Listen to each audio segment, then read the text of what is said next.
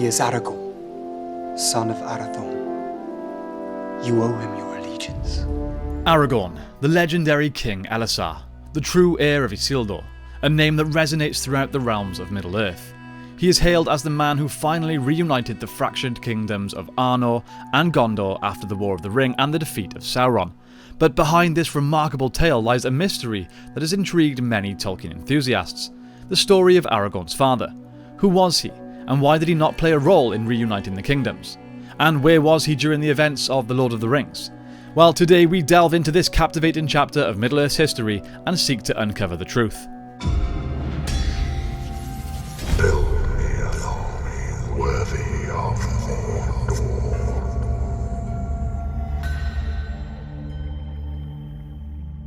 The chieftain of the Dunedain, the man that would father the eventual king.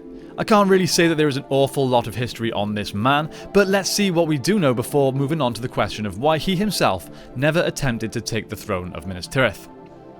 Now come the days of the king. Arathorn was born in the year 2873 of the Third Age and would succeed his father Arador to become the 15th chieftain of the Dunedain. This title, Chieftain of the Dunedain, was created due to the collapse of Arthedain in Arnor because of the wars fought against the Witch King of Angmar. After Arvedwi, the North Kingdom ended, for the Dunedain were now few and all the peoples of Eriador diminished. Yet the line of the kings was continued by the chieftains of the Dunedain, of whom Aranarth, son of Arvedwi, was the first. Arahael, his son, was fostered in Rivendell, and so were all the sons of the chieftains after him. And there also were kept the heirlooms of their house, the Ring of Barahir, the Shards of Narsil, the Star of Elendil, and the Sceptre of Annúminas. Thus their days were primarily spent in the wilderness. However, the chieftains always regarded themselves as the rightful heirs of Anarion, tracing their lineage back to Firiel, the wife of Arvedwi, the 15th and final king of Arthedain. The memory of Arvedwi's claim to the throne never faded among the chieftains. Over the passing years they became known as the Rangers of the North, preferring a secluded existence. They roamed the lands, content to live in secrecy. They not only survived the downfall of Angmar, but endured until the era of Sauron's resurgence, as Eriador had now largely been purged of evil. Now let's shift our focus back to the individual in question. In the year 2930, tragedy struck when Arador was taken by hill trolls in the Coldfells north of Rivendell and was slain, and Arathorn became chieftain of the Dunedain. This meant that Arathorn ascended to leadership at the age of 57. However, prior to becoming chieftain, Arathorn encountered a Dunedain maiden named Gilrain the Fair, whom he immediately desired to marry. Yet he faced opposition from her father, Durhael, who believed Gilrain, being only 22 at the time, was too young to enter into marriage according to Dunedain customs. However, this wasn't the sole obstacle they faced. In Appendix A of The Lord of the Rings, it is further elaborated that, moreover, he said, Arathorn is a stern man of full age, and will be chieftain sooner than men looked for, yet my heart forebodes that he will be short-lived. But nonetheless, they still married, and the large part of this being accepted came from Gilrain's mother, Iverwen. For Iverwen had a gift, and that gift was of foresight, just like her husband. She would see that if her daughter and Arathorn would marry, then there would be a new hope born from them and for all the people of the Dunedain. So despite the prediction of short life, she said, "The more need of haste. The days are darkening before the storm, and great things are to come. If these two wed now, hope may be born for our people, but if they delay, it will not come while this age lasts." The following year marked the tragic demise of Arathorn's father, Arador, at the hands of the hill trolls in the Coldfells. Arathorn subsequently assumed the mantle of the chieftain of the Dunedain, and merely a year later, Gilrain, Arathorn's wife, gave birth to a son destined to become one of Middle-earth's greatest ever figures, Aragorn. Though Iverwen's foresight was fulfilled, and Arathorn brought hope to the Dunedain through his son, Durhael's vision also proved true. Arathorn's life was cut short, as when Aragorn was just 2 years old, his father fell in battle.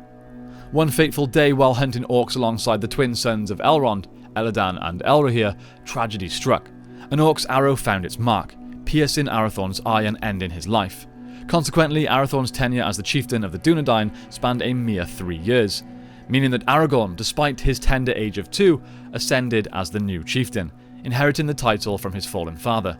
In fact, Arathorn was only 60 years old when he fell, and this was considered a relatively young age for his kind. It's worth noting that Aragorn, in contrast, lived a remarkable 210 years, an impressive span even for his race. Following Arathorn's untimely demise, Gilrain took the young Aragorn to Rivendell, where he found refuge in the care of Elrond. Assuming the role of a surrogate father, Elrond nurtured Aragorn as if he were his own, shielding him from the watchful eye of the Shadow that sought to harm him. And the rest, as we know, is Middle-earth history. In her heart, your mother knew you'd be hunted all your life, that you'd never escape your fate. Now, while Arathorn's life may appear uneventful, it's wrong to assume that his untimely death alone deterred him from aspiring to become the king. There are deeper reasons behind his choice. As previously mentioned, it was prophesied that Arathorn and Gilrain would give birth to the beacon of hope for their people, rather than embody it themselves. Arathorn's purpose lay in nurturing the man who would ultimately bring immeasurable hope and more to those who followed. Alternatively, it could be considered his destiny to have a son of hope and then pass away, allowing the elves to raise him. Furthermore, a prophecy foretold that the future king would possess healing hands.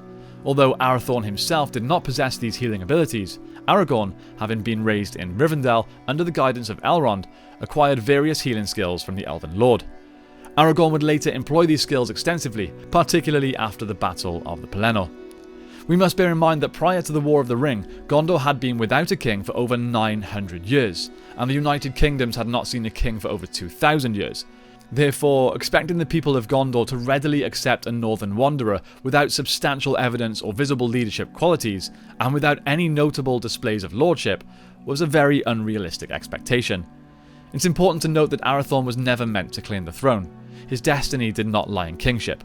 Sadly, his fate was to depart the world prematurely, while bringing forth a sense of hope for others.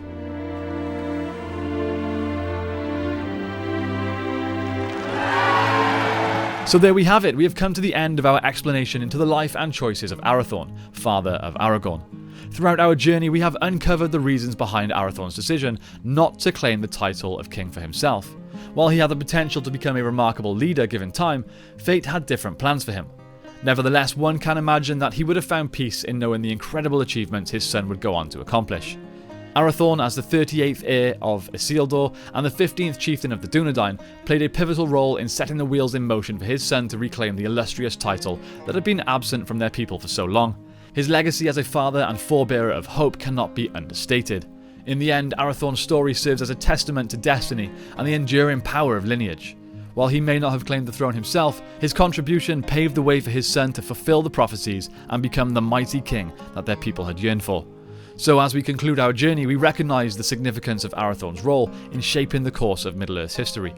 His sacrifice, though untimely, echoes through the ages, reminding us of the remarkable impact that one individual can have on the fate of a kingdom and the destiny of a lineage, even if very few ever know it happened.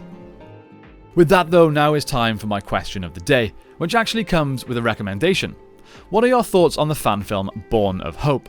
Now, if you don't know, this is a fan film that was released back in around 2009-2010, and it focuses around the story of Arathorn. It's definitely worth a watch if you have a spare hour. Let me know your thoughts on this in the comments down below. And now, time has come to shout out all of our patrons. You guys are of course supporting The Guard, our short film project. We are making good progress and we can't thank you all enough. In fact, we are now on to the casting stage, we have auditioned multiple actors, and it's extremely exciting. An extra special shout out goes to the Divine Power tier members Kevin and Abram, the Fire Demon tier members of Nashith and Gregory, and our Wizard staff tier members John, Andrew, Jennifer, Hunter and David. You are all real legends of the Brohirrim. If you managed to get to the end of this video with me today and you have enjoyed what you've seen, please hit that subscribe button and bell icon with all the notifications ticked too, so that you know when future videos go up. Don't miss out.